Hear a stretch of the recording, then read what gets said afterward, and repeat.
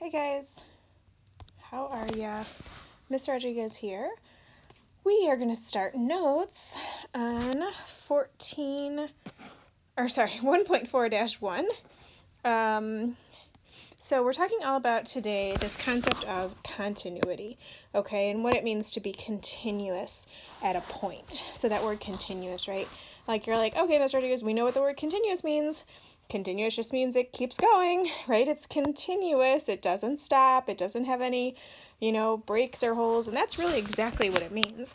So you're exactly right. The word continuous in calculus is really similar to the word continuous that you've always known your whole life, right? So informally, it just means that there's no interruption in the graph at that point. So we're really talking about certain points, right?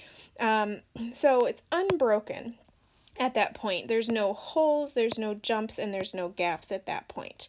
And there's three different ways that you could have a break in the graph or have something that's not continuous. So the first example of something not being continuous is if it's not defined there or if we have a hole.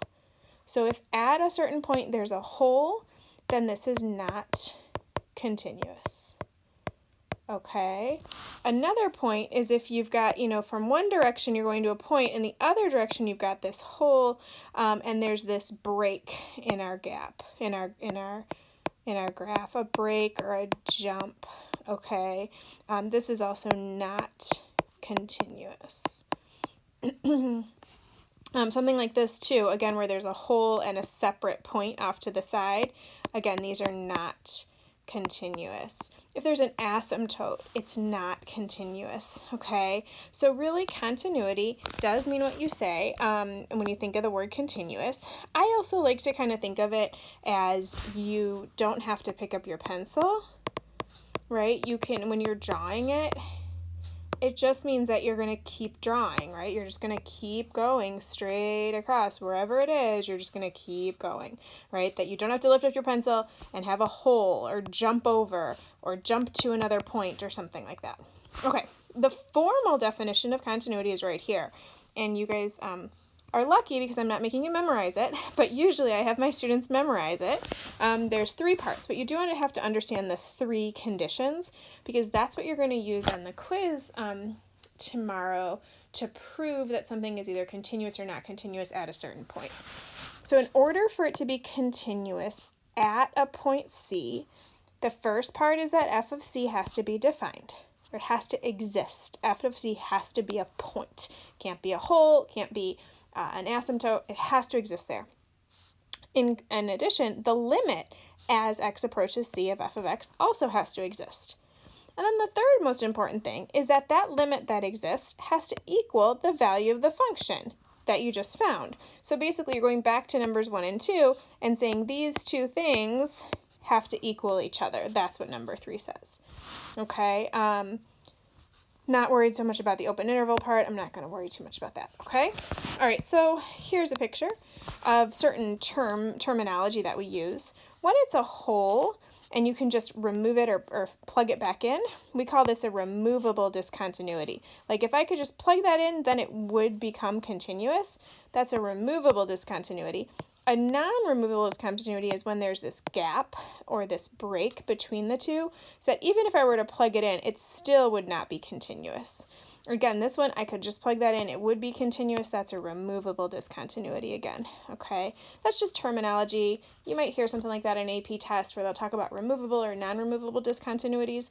The main idea is just remembering that it's discontinuous, that it's non-continuous function there. Okay. Let's keep going. Next page. So this is what I'll most likely ask you to do on your on your quiz. Okay. You're going to discuss the continuity. And so what I like to do on these ones to discuss the continuity is to really go through each of the three conditions. So I'm just going to write the three conditions here.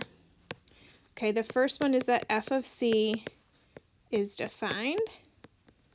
Second condition is that the limit as x approaches C of f of x exists. And then the third is that those two values are the same. Okay, that they are equal to each other. So let's go through with this first one. So let's see, step 1. Does f of c define? Now where's c? For these, it's asking you to discuss it at x equals 0. So that means that c is equal to 0 for this thing. So I'm trying to see, what is f of 0? So right away, when I plug in a 0, I get 1 over 0. Ooh, that's undefined, right? That's a 0 in the denominator.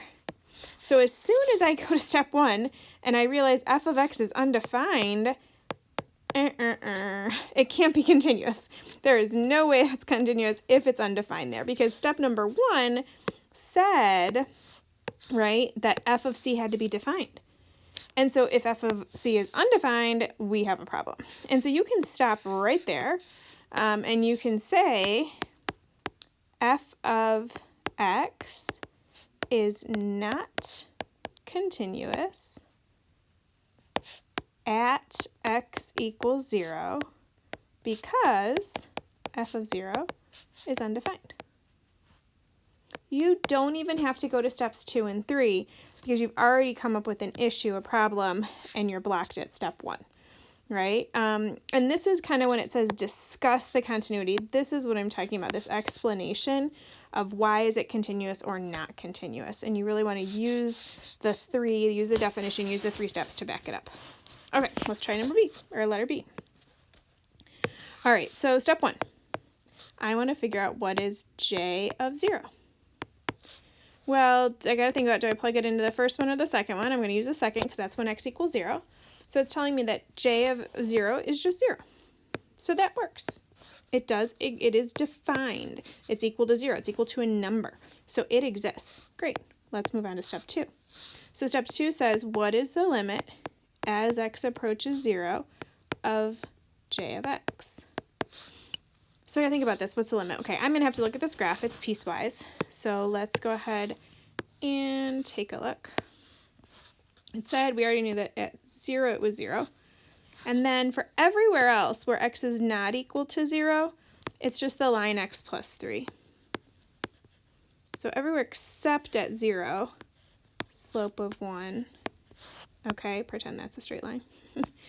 So what is the limit as x approaches 0? So let's think about this. From the left, I'm going toward a y value of 3. From the right, I'm going toward a y value of 3. So what is the limit? Since you guys are all experts at limits now, we know the limit is 3. Make sense?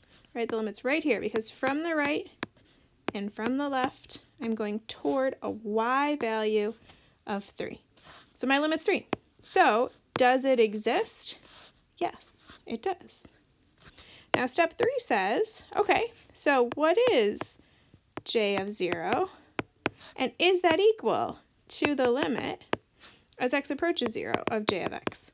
Well, what did we say j of 0 was? In step 1, we said j of 0 equals 0. And here we said that the limit was equal to 3. Are those equal to each other?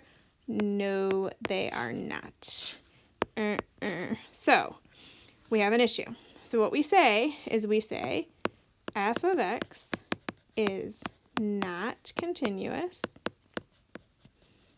because j of 0 does not equal the limit as x approaches 0 of j of x. Okay, they're not the same. Our issue was with step 3. Steps 1 and 2 were fine, but step 3 didn't work, so that's why it's not continuous. And again, in your picture, you can tell it's not continuous, because if you were to draw this, you would have to pick up your pencil. You would have to jump over that hole and then continue your drawing, right? So we know by the graph it's not continuous. We just have to prove it using definition of continuity. Let's keep going. Maybe we'll get one of these to be continuous here. All right, so g of x. We have another piecewise. So I'll start with step 1. What is g of 0? Well, I got to decide, do I plug it in here or here? I'm going to plug it in up here because that's less than or equal to 0. When I plug in 0, I get 0 plus 1, which is 1. So great, it exists. We can move on to step 2. What is the limit as x approaches 0 of g of x? Well, I don't know, I got to graph this. right?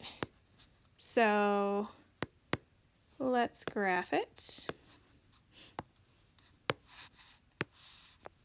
For all x is less than or equal to 0, I have this line, x plus 1.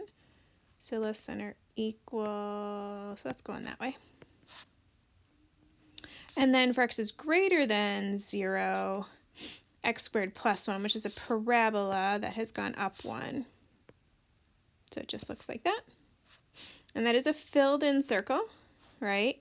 Because it was filled in for this one. Now that was an open circle, but the filled in circle will always fill in any empty circles if they're at the same spot.